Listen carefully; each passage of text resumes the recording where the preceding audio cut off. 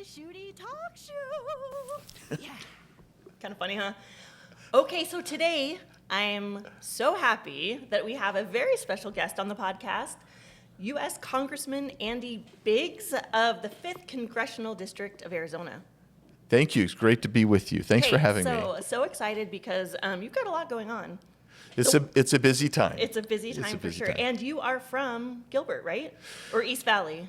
Well, I was born and raised in Tucson, but my wife and I moved. We won't hold that against you. Yeah, well, they say it's a good place to be from. Yes. And then we moved into Gilbert, just literally just a block away from where we sit right now. Yes. And that was in 1986.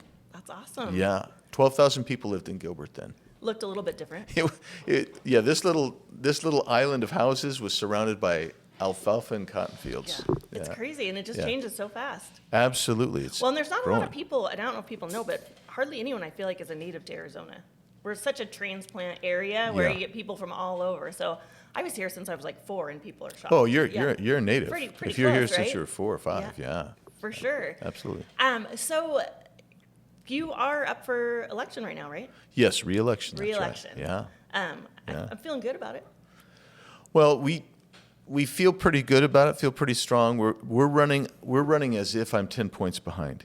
Oh, sure. So we I don't know if I can say this. This is going to go broad, but I will say my goal is always to, if someone's running against me, is to defeat them in such a way, not mistreat them, not call names, because I don't do that, but to just win in such a persuasive manner that not only does that person, I call it specific deterrence, that person is deterred, doesn't really want to do it again.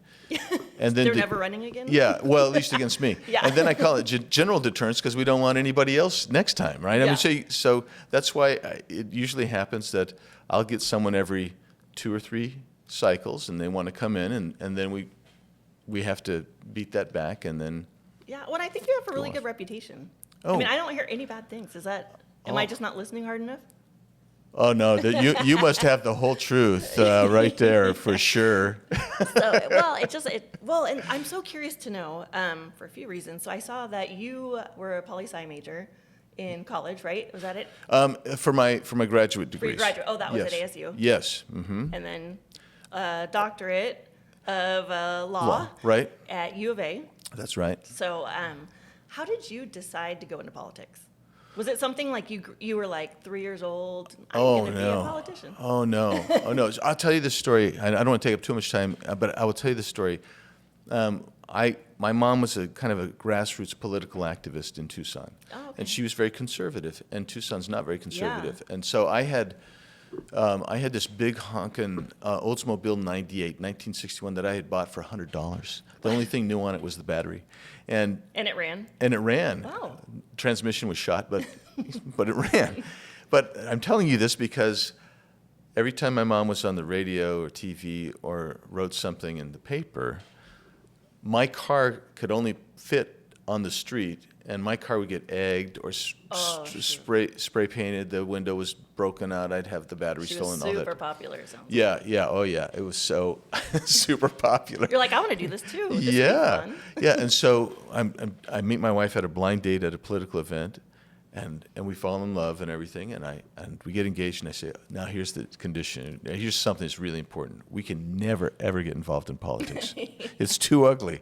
And so 5 years into our marriage, we're bumbling along. Everything's great, and living right over here, a guy who lives actually just right down from where we're sitting on this street calls me, hey, Andy, you want to go with me to this political meeting tonight? I said, well, I don't have anything else to do. Yeah. Okay. What would it hurt? And next thing you know, we're going every month and participating. So the answer, I guess, is no. It was not a lifelong ambition. It was just we got involved, and the more you get involved, the more you realize things have got it. There are things that need to be fixed and changed, and I found out it turns out I like policy making. Right. Yeah. Making laws. Yeah. I'm trying to think. So I was a poli-sci major at ASU, and I just took a couple campaigns where I thought I never ever want to do this again. And maybe I'm too sensitive, but it sucks to lose. Yeah, or not even. I mean, I wasn't even running, but it sucks to have like your candidate lose, and blood, Yeah. sweat, and tears. And you don't even know why. You don't know what happened. It's pretty bad. Yeah, well, I mean, we worked on a lot of campaigns where people lost, Yeah. and it is exhausting and emotionally draining, but it happens. I mean, Yeah. and Do you think in politics, because I know like today it just seems so, I mean, it's spicy out there, right? The temperature is so well, that's high. a nice way of putting it. I know. See, maybe I am good. See, it was my PC way of putting it. Yeah. Do you feel like with everybody kind of mentally out there, is there a way to still get things done? Are you just constantly fighting? You know, there's a little bit of both. So I don't want to make this too nuanced or anything, but look, people ask me, can you work with the Democrats? And I say, well, these are the people that are trying to turn this country into a Marxist utopian state. So that's kind of takes it off the table to work with them on their agenda. And then a lot of them would like to put me in jail. And so that kind of is harmful to the relationship. And then, but there are people that you can work with still. Oh, I mean, good. so like Kirsten Sinema, we work often on legislation together. But there are others. I mean, I did a piece of legislation with Hakeem Jeffries. Now, Hakeem Jeffries is about as, he's a Northeast Democrat, really hard liberal, but we found that there's a bill that we could work on. So we worked on that. And then, there's a very liberal, I'm trying to remember who it is now, individual who called our office and said they would like me to work with them on a bill. Oh. And the reason is because they thought that, and we did, we agreed with the position that they were taking on a policy, and when that happens, we come together. Yeah. So it isn't always horrifically fighting. Yeah. You see it because I think the media likes to portray that, that's the conflict that's out there, and 24/7 media that sells. Right. But it is a lot harder than I've ever seen it. Well, I was just going to say, because you've been in, let's see, so you were in the state legislature Yes. for 14 years? Or 14 years. 14 yeah. years, and Yeah. then how long have you been at the House? This is my 6th year. 6th year. Okay, so you've seen it change. It's not like Oh, we're yeah. making it up. Like, it's always been like this. Like, we're just more sensitive, no? Well, we are very sensitive, but it has gotten worse. It's gotten harder, and people always say to me, "Andy, is this the worst it's ever been in the country?" And I said, "Well, I think 1860 was probably pretty bad because you had a civil war that kind of broke out right Yeah. about that time. Right. So it may not have always been this bad, but it's certainly the worst, that I see in certainly in the 20 years that I've been They've elected. been there. Yeah. Well, and then that's why I think about certain issues. It's like, are we just disagreeing just to disagree? Like, okay, we'll talk about, since we're in Arizona, the border. Yeah. Like, why can't we have a border? Like, I don't get, Well, I don't know. I mean, here's the funny part. I'll tell you just the odd part. I take a lot of members of Congress down to the border. I do that so they can see the reality, because in Washington, D.C., there's no reality there. There just isn't on any issue. Yeah. So we take them down to take a look and show them, and they're always blown away. Well, you have the U.S. rep from El Paso, and she said one time in a meeting, "None of you Republicans ever go down to the border. I'm the only one that has grown up in a border district." And I said, "I grew up in Tucson. That used to be Mo Udall's district. That went right down to the border. I've been down to the border hundreds of times." yeah. "Oh, you're just saying that." She says, "And I bet none of you will go on a border trip with me." And I said, Hey, "I'll go. Put thought me you down. never asked. Put me down. Yeah. I will go with you." And we made all the arrangements, and then literally 3 days before the trip, her office called my office and said, "There's no room for you. There's no room for you. We have too many people." And I was, "Oh, well, that's too bad." man. Yeah, I was really bummed. Yeah. And the reason I bring her up is because she says, and she was so bad about Trump and saying that he's inhumane on the border, enforcing the law and all that. And now she won't say a peep about the border, and yet it's her Democrat mayor that has bussed more people like Ducey and Abbott around the country just to get them out of El Paso. than any other person in the country, except for Joe Biden, who's every day. Letting everybody, busting everybody. Exactly. That's so. Do you like what DeSantis is doing? And Well, I would rather everybody was going back to their own country, but that's true. but the reality is somebody's got to elevate this. So I think with Ducey, Abbott, and DeSantis, and I was always a big advocate, not for Martha's Vineyard, but for the Bay Area where Nancy Pelosi is. Just send him right to the Bay Area, or send him to Chuck Schumer's home and let him go out there. But what they've done is DeSantis has done Martha's Vineyard, but he's also they've dropped off people literally right outside the vice president's residence in Washington, D.C. Yeah, I'd heard that. Yeah, and that's fun. And well, and that's I mean, well, and then the argument is like, how can you play politics with people? But it's like, oh my gosh, like literally, they are coming over this country illegally and dropped off at a very beautiful place that I've never had the pleasure of visiting. Yeah, like Martha's Vineyard. Like, I can't afford the ferry ride to Martha's right? Vineyard. Exactly. Yeah, I mean, so silly. Yeah, and think of it too is now these sanctuaries. They're sanctuary cities. I mean, right? So they're letting people out who commit heinous crimes on cashless bail. Everybody can come here. We're not going to enforce the law. Well, what's happened to all those cities where they have this? Now you see spikes in crime, homicides, and by the way, the left was trying to initiate a lawsuit against DeSantis, saying that he kidnapped these people and sent them. Yeah. But Ron's a lawyer, and he did it right. He's got signed releases and waivers from everybody who was sent to Martha's Vineyard, and that kind of undercuts the notion because you're going of your own free will. You're going of your own free will. No one's making you go there, which is true. And if I got sent to Martha's Vineyard, the people I'd be ticked about would be the Martha's Vineyard people who immediately put me on the boat and got me off the island within 24 hours. Yeah. Hey, wait. I was looking for the Martha's Vineyard shelter at that 5-star resort hotel or something. Yeah. Well, or just, laying on the street. It's beautiful. Beautiful place. I feel like I could just lay on the beach. Lay on the beach. There you go. That's the beach, not the street. But the tree-lined streets were really nice too. Oh, that's true. Staring up at the beautiful architecture and multi-million-dollar homes. Yeah. Well, and doesn't James Taylor live there or somebody like that? And maybe Carly Simon, those old music people. Music people. Yeah. That would be great. Yeah. Who is there anyone you really look up to in politics right now? In politics, does it have to be in politics? No. I guess it doesn't. Well, no. In politics, so there's a lot of people that I look up to and talk to about this stuff. About how to do stuff and everything. I will say you got to mention. A lot of people don't like him, but a lot of people love him. And I like Donald Trump. First of all, he's what I call a disruptor.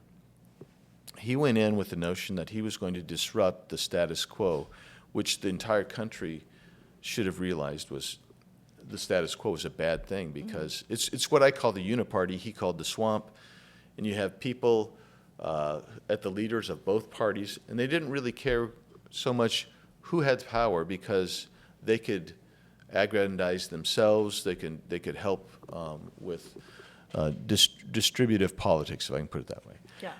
And so I think that's remarkable. But I got to know President Trump a little bit on a personal level, and he's a really gracious guy. Now he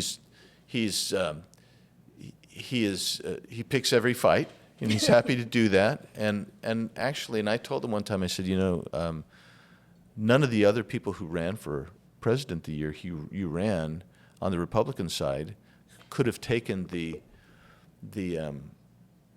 extreme pressure, investigations, and everybody would have gotten it. It didn't matter who it is. And that's, we were talking to a constituent right before you and I got on, and they said, is there going to be retribution? And here's the thing that you need to know about that. The Democrats view us as political enemies, right? Republicans typically have viewed Democrats as political opponents. And there's a huge difference in how you treat an opponent by the Queensberry rules of civility versus a political enemy that you were trying to absolutely wipe out and drive off the political battlefield. And so Trump actually elevated that and showed Republicans that it's okay to fight, but be prepared because you're going to be investigated and hassled more than ever. Yeah. So I think he's fun to talk to, and I talked to him. And there are people within the Freedom Caucus in Congress, and those not out. I talked to guys like Ken Buck, Bob Cood, Matt Rosendale. I mean, just the whole Freedom Caucus group, and then Gates and Massey, those guys there. Here in town, I talked to Eddie Farnsworth, who used to serve out of here, who's still a really dear friend. I mean, he is brilliant, and so I try to talk to a lot of different people about politics. It was interesting. One thing that, with Trump, and at first I was like, what the heck? Like when he was first running, and I was confused and I was trying to process it. And then I was like, oh my gosh, like this is going to be like groundbreaking, like so different. And what I loved about him is that you had you knew exactly what he was thinking because he told you what he was thinking, but that was the same person, I guarantee, that went home at night. Oh. And there's like so many people, and you do this in business relationships or friendships, and you're like, especially with like social media and everything like that, there's this one person, and you're like, ugh, and you have to bite your tongue, but because you know that person personally, and they are nothing like the world sees. And so I love that because it's not like he's this great guy, or rambunctious guy in person, and then when he goes home, it's different. Like it's just all the same. Do you know what I mean? Yeah. Well, you're describing real, I guess, genuineness and realness. He was a real guy, and what you saw is exactly what you got. And so he was not ever going to. He was not. Sometimes I will try to parse my words just a little bit so I don't offend somebody. He didn't care. This is what he thinks, and this is what he believes, and this is what he does. I mean, there's so many great stories about being there with him, and it's just the same person is there. In public life, it's the same as private life, but he doesn't get an opportunity to show you how gracious he is. He's a very gracious host, a very gracious person, and welcoming. Likes people, genuinely likes people. Yeah, and I can tell that. I think you just have to look a little deeper. Just like when you're hearing things about what's going on in the world or different parties, you have to just not always take it at face value. But for him, he had to be that strong person because he was in there for a reason to disrupt, like you said. But you could just tell that he was gracious. Yeah. So one time, I don't know how it happened, but I'm sitting in the Oval Office. He's on his desk. It was during the Ukraine impeachment thing, which was really kind of silly because they doctored the phone call and all that, and they manufactured evidence. So he's sitting there, and I'm across from him at the Resolute desk, and people are coming in and out, and he's looking exhausted. I'd never really seen him looking tired. Yeah. But I mean, he only gets by 4 hours of sleep, and I'm like, which is crazy in and of itself. Yes. And I said, hey, Mr. President, you're looking kind of tired today. Let's talk about it. So we talked about, what's going on, impact on his family. I said, Mr. President, when I was watching the debate, there were 17 Republicans on the stage. And every one of them, because I was campaigning, I didn't get to see a debate. And so I came home. I'm going to eat dinner. It's the first time eating dinner at home in months. And we watched about 30 minutes of the debate. And I turned to my wife and I said, Cindy, one of these guys is not like the rest. He is really different. And I said, none of those other people could have taken what you've taken. Yeah. And he's like, yeah, that's true. That's true, Andy. And I said, they would be laying in the corner of the Oval Office. I mean, there's a corner there. I mean, they'd be in the corner of the Oval Office, just a gelatinous blob of nerves. Yeah. And he goes, oh. Yeah, and they'd be crying, "Mommy, mommy, mommy," and that's just him. I mean, he's like, "Yeah, that's funny. Right. I'm the guy who could take it. Yeah. Nobody else could take this mess that we're in." And then he's right. I mean, and I was telling the truth. And then I heard there was like a group of people who approached him to run for president who were like, "Hey, you're our only chance at this point because we need someone that we know will go in and like you said, disrupt or just." Mm-hmm. Basically, like bring to light everything bad that's going on in our country. I don't know so much about a group of people, but I do know that people need to go back and just ponder, ruminate on the fact where we were at the end of the Obama administration. Kind of where we are today. The foundation for where we are today was laid under the Obama administration. and there was this sense of hopelessness in the country. I mean, it really was, and we didn't, and rudderless. We didn't know where we were going, and the Democrat nominee was going to be Hillary Clinton, and I don't know about you, but that scared the crap out of me, because the Clinton family. There's so much that's been written about them, but I mean, even people like Christopher Hitchens, who was a hard left guy, wrote a book called "No One Left to Lie To," and that was about the Clintons. I mean, these guys, they lied to everybody. It was basically an enterprise to get political aggrandizement, as opposed to a loving, affectionate marriage. I mean, I don't know about their marriage, but I just know that that's what it appeared to be.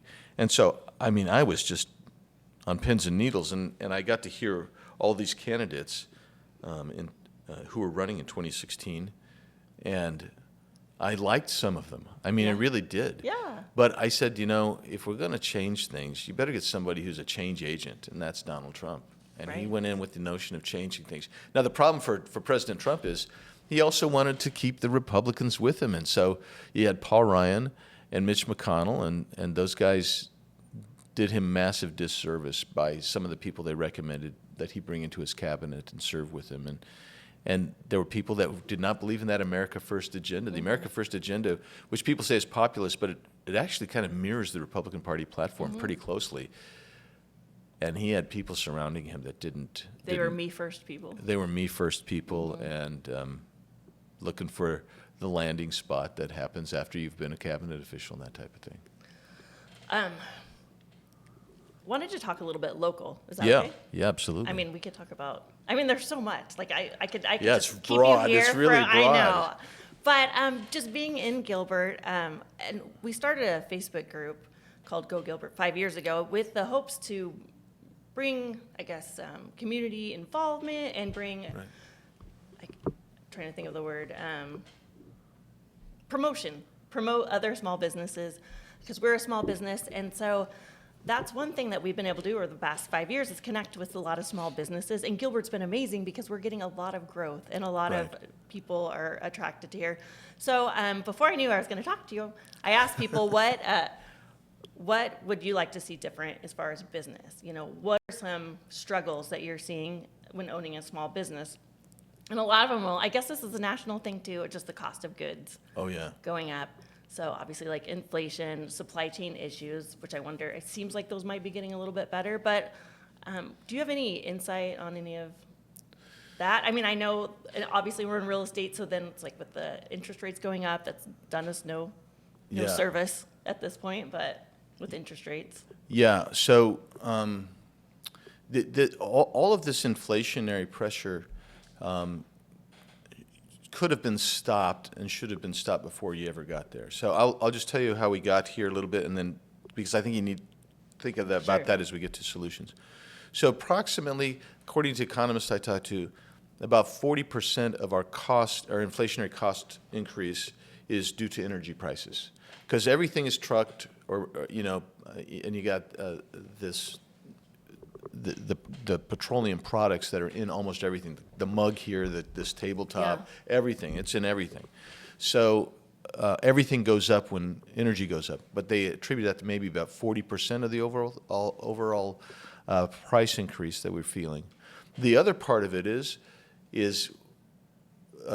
there is excess dollars in our economy caused by 2 or 3 big bills that Biden has put in since then, probably $6 trillion of excess, right? So that puts incredible pressure, even on an economy as large as the United States, and it ripples throughout the world. They're all feeling it as well.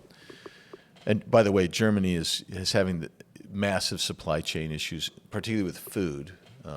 They're going to have a crisis this winter. I'm sorry for Germany, but anyway. Sorry to bring that up. Yeah. We're talking local.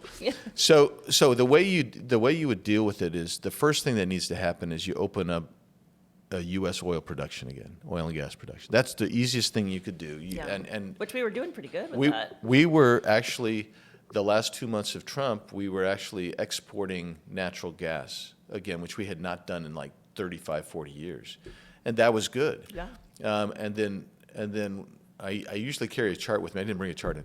I usually bring a chart showing the position, the executive orders that this president did, but within 6 months, he'd emasculated totally our oil and gas industry. You started seeing oil and gas go up almost in February, March of 2021, which was his first 2 months in office. And it's just gone steadily up. But again, you fix that, you take care of 40% of your price increases. You also take care of some of the cost of goods issues because right now, the trash service that I pay for, the surcharge that they're putting on fuel surcharge. I mean, this is driving it up. But you have to get that money out of the economy, and there's 2 or 3 ways of doing it. And right now, the Federal Reserve is doing it the old-fashioned way, and I'm not sure it's the wisest way because it's going to add to the recessionary pressures as well. They've already raised another 50 basis points this month. They would raise more, but I've got to tell you, I think this administration said don't raise it anymore until after the midterms. Yeah, that's what we wondered. I think it's going to come up another 100 basis points in November. And that's not good for realtors or builders or developers. I mean, it's just not. But what really would solve the problem is increasing productivity in your economy. When you increase productivity, dollars become more valuable, which means that prices go down. Right. Right now, our dollar's not worth a doggone thing, and so we have to create value and productivity. And the way you do that is you first of all, you incentivize labor to get back out on the field. And we have 20 million fewer people working today than we had right before COVID. And they're not coming back because the benefits. I was just going to say they're still getting government assistance Yeah. from COVID relief? Or? Yeah, those packages are still out there depending on the state. Massachusetts, a study was done 3 weeks ago, or released 3 weeks ago, that said you don't have to work an hour in Massachusetts and you will get over $100,000 worth of benefits from the government. Time to move. Yeah, that's pretty awesome. But Yeah. but the reality is, the way you do it is you start taking away the regulatory framework that's killing and stifling normal productivity from normal economic activity. Doing it that way is a slower fix, but it's less painful fix overall, I think, than raising interest rates to just levels that actually create a recession and stagflation. I mean, when my wife and I first got married, the prime rate was 21%. Yeah. If you can imagine that. Yeah. The first home we bought over here, we had to do a special 3-2-1 mortgage plan. They had so many different plans Right. And in we're place. starting to see those again. You're starting to see them again. Yep. And so what you do is you have to incentivize normal economic growth to grow into this waste that you've got out there. The other thing you do is you don't have to raise interest rates to start pulling money out. What you can do is go back. We had $1 trillion worth of fraud almost in some of these programs. Start collecting back on that, and you'll start bringing some of the dollars out. So those are some things that could happen, but I am very nervous going forward that this administration is not going to be willing to do. They seem economically ignorant, you know. Or is it intentional? Well, I think it's both. Well, I do think it's intentional, okay? So I do think it's intentional, but I get nervous when Jay Powell, who's the head of the Federal Reserve, stands up like he did 2 months ago and said, we really don't know much about how inflation happens. No, that's not true, Mr. Powell, because, I mean, when I took Econ 101 and we talked about inflation, and devalued currency is inflationary. It is the number one cause of inflation. You could fix that. So if you fix the energy crisis, all of a sudden you reduce inflation by about 40%. That doesn't take very long to do. And then in the meantime, you're growing by taking away regulatory constraints, and you're starting to recover fraud, people who've committed fraud. And guess what? Your economy gets better. And I'll tell you one other thing that's inflationary nature, because it devalues American labor, and that is having rampant 5 million people illegally enter the country in the last 2 years. Yeah. So It's crazy. Yeah. Which, speaking of the border and all the people, that was by design. According to my Yes. parents years and years ago, they always said as soon as they get the opportunity, they're going to open the borders because that's a whole another voter pool and they'll never be out of office again. So that, I mean, I'm talking 20 years ago. They call, and I'm like, oh, that's silly. Never your parents happened. were prescient. They were Yeah. they were exactly right. I mean, so I've been watching the border for a long time, and 20 years ago, you used to get 3 and 4 million people arrests of people coming across. What we now today call encounters. Now there were huge numbers, but we could immediately deport. So we might catch your husband, let's say him coming across illegally. We would take him back Yeah. at 9:30 in the morning because we caught him at 9, and we would make a notation. He runs down about a mile. Oh, there he is at 10:30. We just caught him down here. And every one of those counted. So Oh. so the That would aggregate. be like two encounters. Yeah, they would Okay. count that as 2. So you would not disaggregate and say we had 3 million people. What you'd say is, well, we probably had 800,000 people that we caught 3 and 4 times apiece. Oh, gotcha. But today, these are discrete numbers, and your parents are right. I will give you a couple other reasons that people like an open border.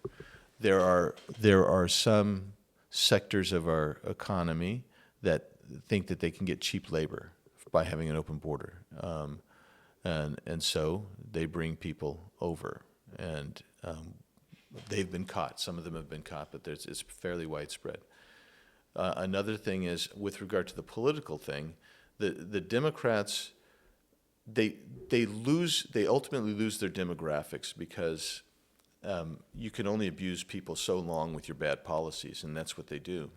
Sometimes it lasts decades, though. But Oh yes, yeah. it has lasted decades, but that's because of indoctrination, and then they provide benefits, particularized benefits to groups. Right. So the next thing that you get to is how do you divide up the country for congressional and legislative seats? It's by a census. So when you flood the country like they've been doing for 2 years, and if they have their way for another 2 years, and going forward in 2030, you change the entire demographic groups, and you change the entire voting structure of Congress and your state legislatures, and that provides them with ongoing power. So there are studies that are done, and the census is one. I don't know how many times we've offered amendments saying you must question someone's citizenship, right? Yeah. Because if you do that, you will know how many people. So if we have 750,000 people in our congressional district, if 45,000 of them are here illegally, we should know that. I mean, Right. Shouldn't we know that? It seems to me that's something we should know. But they then will get control of Congress in a way that conservative voices, freedom-loving, individual freedom-loving voices will not get again. Crazy. Yeah. Well, and, It sounds conspiratorial, but it is. and then I heard it's only, right, conspiracy theorist only came about, it was a label given to people who you just wanted to discredit. Oh, that's Right. true. Yeah, oh, absolutely. Yeah, now, I mean, so you're a conspiracy theorist, or they'll call you a racist, or an election denier. All things that I think that the other side projects. Yeah, because it's what they really are. Yeah, That's why that's- I always think that. Yeah. You're like, Yeah. what? Okay, so last thing, if you have time, but Yeah. let's talk a little bit about the military. My son actually just commissioned with Really? the Texas National Guard. He's a second lieutenant. Mm-hmm. And I'm just curious because as a mama, it hits me a little bit different because I understand who the commander-in-chief is, and I understand that the military, it seems, according to the media, is going a different direction. Like some of the, the Army recruiting videos. Did you see that? I have. Okay. I was like, You talking about the what? cartoon one with the Yes. little And I'm lonely like, girl? this isn't true. Confused. Yeah, very. And then they set it next to the China. Oh, like yeah. The Chinese military recruiting. Yes. And I was like, we're in trouble. My sweet boy is in trouble. So can you put me at ease? thing. No, just You're make looking me for a miracle there. Yeah, just make me think that like we still have this awesome, strong military, and maybe not the commander in chief, but maybe generals. Anybody doing anything good over there? Boy, we could talk a long time about my thoughts on the military, but can I get philosophical for just a minute? Yeah. So, this administration, and it goes back to Obama, and even to a certain extent, what I would say about the Bush administration too previously, there are two things about them. Number one, certainly with Obama and Biden, they're what I call neoliberal institutionalists. Now, what I mean by that is they rely on international institutions and trying to talk people. That people really just need a chance. Let's give peace a chance. The old John Lennon tune. So they're out there screwing things up because they think we mean it this time. We're going to set a red line, and then when they violate that, oh, we mean it this time. So they kill our credibility. Now, why credibility is important is because the rest of the world, whether it's Kim Jong-un, Xi Jinping, the Ayatollah, Vladimir Putin, even Vladimir Zelensky, they are realists. And a realist is a power maximalist. They want to maximize their power and their control, their sphere of power and control. Well, when those strong actors see a weak, feckless American foreign policy, and Lloyd Austin, and General Milley, these guys, you got the Secretary of Defense and the Chief of Staff. These guys are terrible for us. Don't get worried yet. They're bad for America because we're so weak. We're weak. Afghanistan.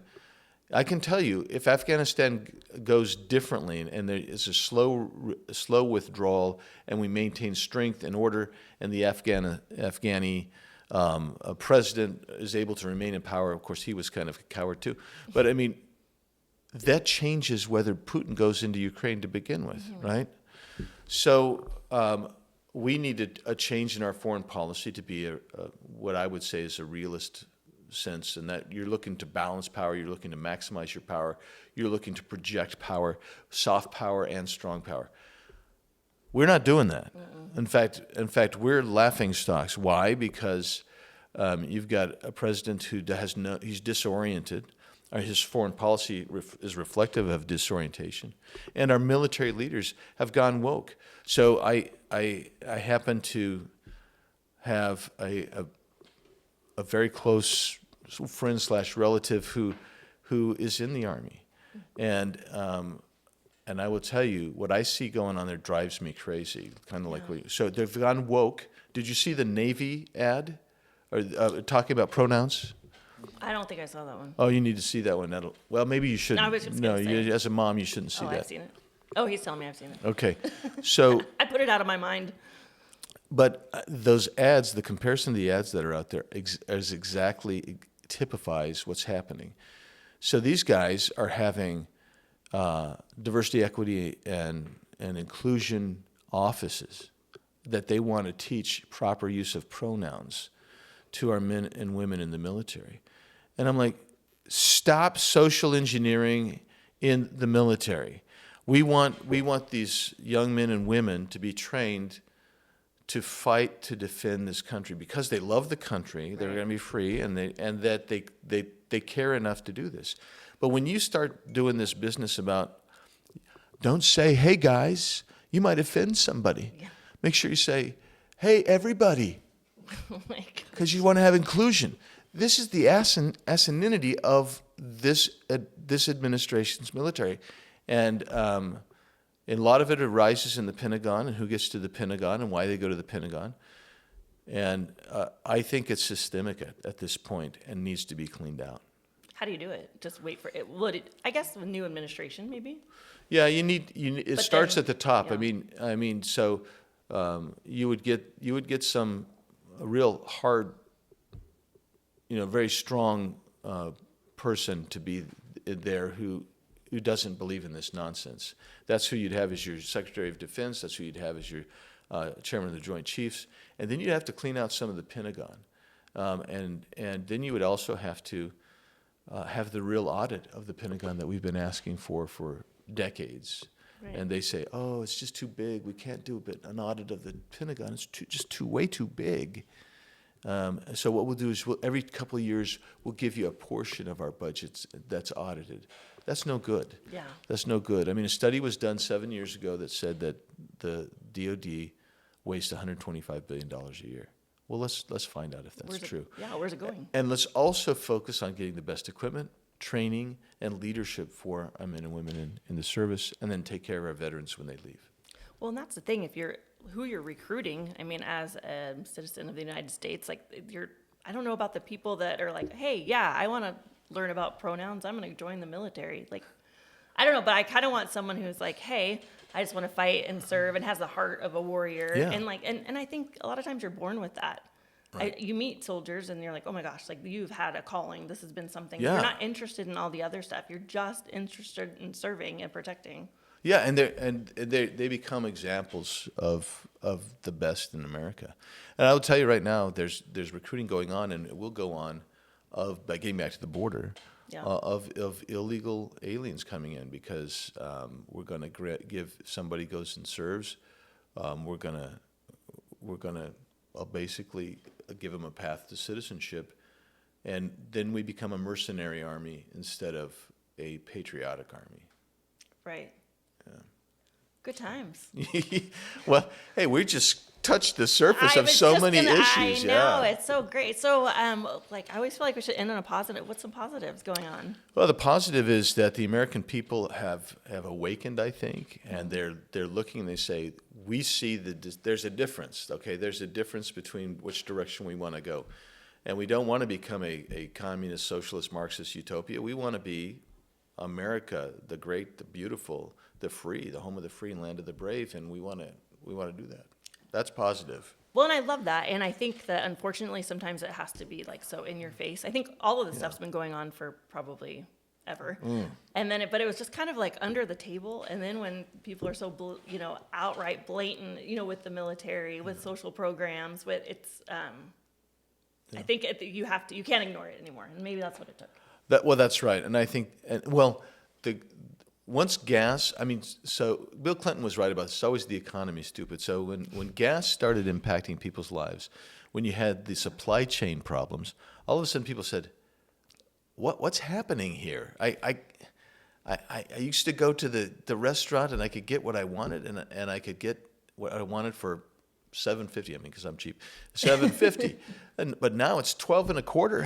How does that happen? Yeah. And I think people look at it and say it's tough because even though wages, they'll say wages are going up 4%. Well, that doesn't help when the cost of everything is going up. In the Phoenix metro area, the real number is 18%. Yeah. So, I don't buy that 10%. Yeah, no, I don't. When things are doubling and tripling. That's right. In price, that doesn't equate to 10% to me. That's right. And so people are waking up and they're saying we want something more, and we want to go back. It's not that we want to go back. It's that we want what we know we can have, and we want it for ourselves now, and we want it for our kids and our grandkids in the future. We don't like the Biden administration stuff, and the wind is really behind the sails of Republicans if we don't screw it up. I was just gonna say red wave. I think it's a red wave, and once we get there, we have to act. Yeah. We have to be bold. We have to be courageous. We have to keep promises. I mean, it's not hard. You just have to say what you're going to do and do what you said you're going to do. Right. It's that simple. Not cower under pressure. Yeah, not cower.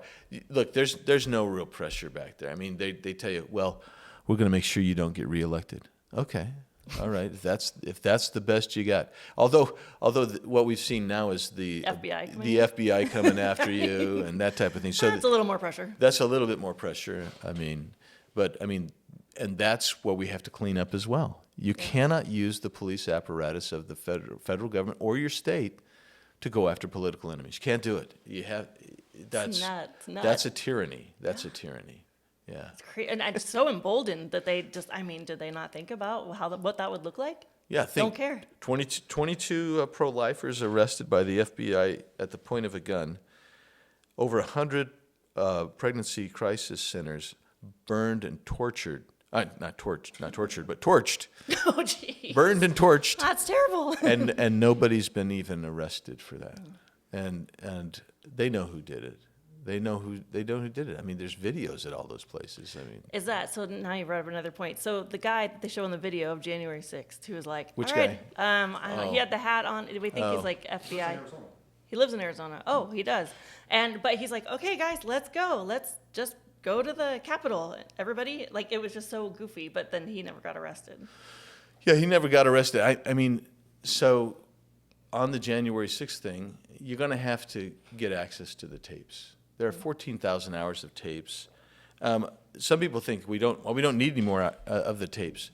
I just think if you have more of the tapes and you have the conversations and the documentation between Nancy Pelosi and the police apparatus back there, you're going to find out so much more, because the January 6th committee wasn't into finding out the truth. What they were trying to do is trying to set a political strategy so that Donald Trump will never run for office again. I mean, that's what the whole thing was about. Sure.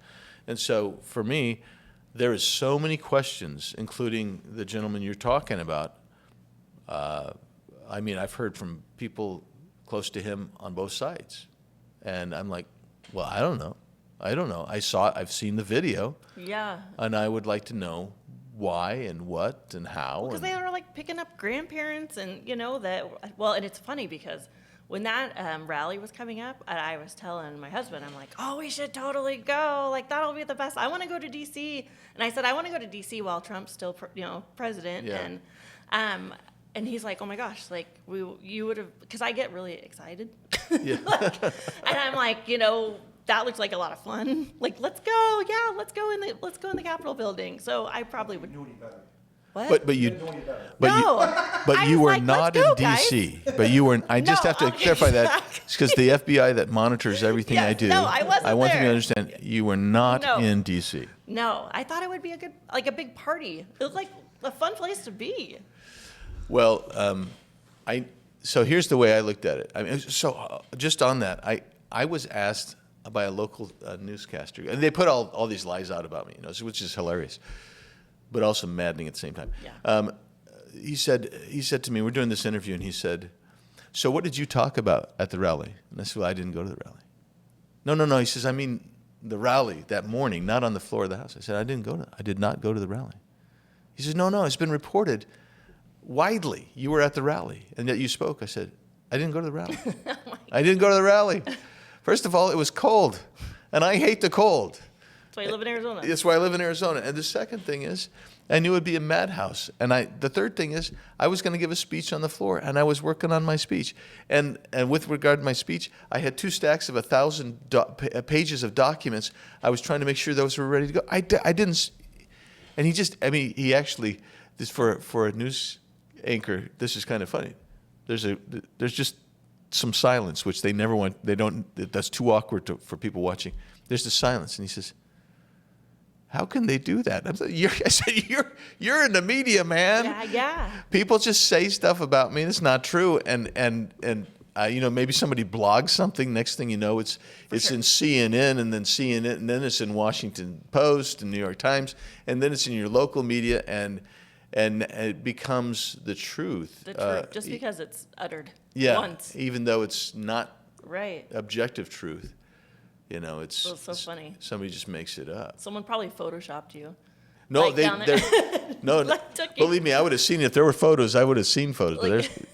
But there's nothing. There was one guy who actually reported one time. He said, Andy Biggs funded the rally, or the riot, or something. And I'm like, hey, anybody who knows me, I got people calling me and say, we know that's not true because you're so cheap you won't even buy lunch. And I said that's true. I mean it was just insane what people have said, and it gets floated out there, and people believe it. Oh yeah, I saw it on the internet. It's got to be true. Right. It has That's to. where we're be. getting all our news. Well, that's true. It is true. the news is you'll get it on podcasts. You're going to get it on Instagram. News on Instagram, mind you. And so that's TikTok. Okay, so no, TikTok is where I get all of my news from my husband. I just saw on TikTok. Well, I just saw on TikTok. And most of it's not news. It's just like stupid things. Like, did you know you can pull apart a pineapple by its little like things? Like you hit it on the ground and then you like pull those brown things apart. Oh, the little sections, right? Sections, yeah. I've never seen that. No, see, No. TikTok. Yeah, that's face. Well, so can I do a shameless promotion for two things? Yes. First of all, my podcast is called "What's the Biggs Idea?" So, I love that too. Yeah, so if you can get there, that's good. And then the other thing is, if you go to my social media, I have a documentary on the border I made called. I saw it. Did you see it? Yes, so What'd you good. think? I Alien loved Invasion? it. Yeah. Yes, Alien Invasion. Yeah. I liked it. It was really, really good. Yeah, I hope people will go to see it because it shows really what's happening there. And then it's already out of date because the numbers are worse. Instead of now there's been 78. You need like terrorists. the debt clock. Oh, You know, yeah, like for yeah. the border clock. Oh yeah, we actually put a debt clock in my office when I first got there, but we should go to the border now because it's 10,000 people illegally enter a day, 10,000, and you just go. How do you And of stop those that? we about 3,500 of them are gotaways, so we don't know who they are, where they're from, what they're doing, what they're going to do, what their intentions are. What country they're from? I mean, What they're not country just they're from. yeah, they're not just all from Mexico. They're coming Right. from all over the world. Oh yeah, in fact, for the last 6 months or more, going down to the border, I will go up to people and say, "Where are you from?" You know, nobody's from Mexico. Nobody's from Mexico. Certainly coming from Yuma, nobody's from Mexico. You'll get some people from Mexico down in Rio Grande Valley, but not here. These people are coming from China, Peru.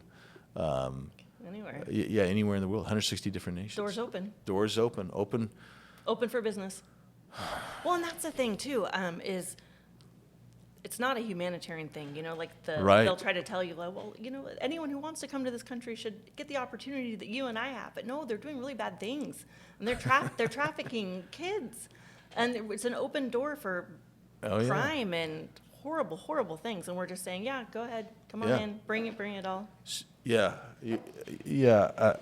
Do I have time for a quick story? Yeah. Okay, I'll go with a really quick story. A couple years ago in Yuma, they didn't have the software necessary, so it was tough to track. But one of the agents was looking, and they were releasing people to the same sponsor in Charleston, South Carolina, over and over and over again. I mean, on the same day, so you might get 25 people going. And he's like, "Well, this is impossible." So they actually started looking at it. It took them a while. And what it was is you had a cartel person who maintained a place there. All these people would be bused or flown there, and they had a couple little boys and about a 12-year-old girl that was taking care of those two little boys, and they would send those boys back and forth to be rented out as to create a family unit, and this kind of abuse going on. That guy had made in the course of a year, that office of the cartel had made over $3 million in that one little place, and it is not humane. No. It is totally inhumane, and And we're letting it happen, essentially. we're facilitating. Yeah. We're saying okay. Yeah. No, we were going to finish on a high note, and now we're walking right back on down. I there. know. How did this happen? Well, it's How did just- this happen? I know. Yeah, well, we could fix that. So, podcast. What's the Biggs idea? What's the biggest idea? Yeah. And the documentary, which Yeah. is not super happy, but I liked it. It was really fun to watch. Like lots of good video. Yeah. Oh, yeah. It's very entertaining. So I don't know if you saw me. I'm actually in. A lot of that's from when I'm down on the border, different Yeah. places on the border, and in one of them, that's the only time I've ever felt threatened on the border, including when we knew we were being tracked by a cartel. But that's when all this group of people just surrounds me and the Yuma County supervisor, and Zach was there, and the cameraman was there, and the reason it was nerve-wracking is these two groups had just been engaged in kind of a a yelling match because these guys have been waiting for 12 hours to be processed. These guys have been waiting for 4 or 6 hours, and they were arguing who should be going first on this bus. And I'm like, hey, they're all around us. We're right in the middle of these guys who aren't happy, you know. So that's the only time I've ever felt insecure on the border, because most of the time, people coming across, including people in camo and young men that I've been with when Border Patrol's caught them, they ultimately just give up. Although there's a lot more violence today. Than there has been in the past. Yeah. Okay, well. But the good news is the future is before us. Great things are going to happen. There are ways to fix the border. There is. Energy. There are ways to do it. And I think if there's a red wave, we can get started on it. But we have to lay the foundation in 22 for 24, because you got to have the executive branch to do a lot of this stuff. And hopefully we should. I'm praying. Yeah. Well, and that's all we can do, right? Yeah. Work hard. It's in God's hands. Work hard and then trust in God. Love it. Yeah. Thank you so much for coming. Thank you. I know you were so busy. This was so fun. I was so excited to have you and pick your brain. And Well, it's been great. all this plethora of information going on in DC and here. We got to do it again. Yeah, would love that. Let's do it after the election and after we see how my leadership, our leadership in Congress is responding, because they're going to have to suck it up and be leaders. Love it. Yeah. And you're going to hold them accountable. I am going to hold them accountable. Love it. Yeah, they always come back at me when I do that, though. That's okay. Thanks, guys, for listening so much to the Schude Show podcast. And speaking of plugs, I've got a short one for myself. This episode was brought to you by InstaSold at Keller Williams Integrity First, your #1 resource for real estate in the Phoenix metro area. Thank you.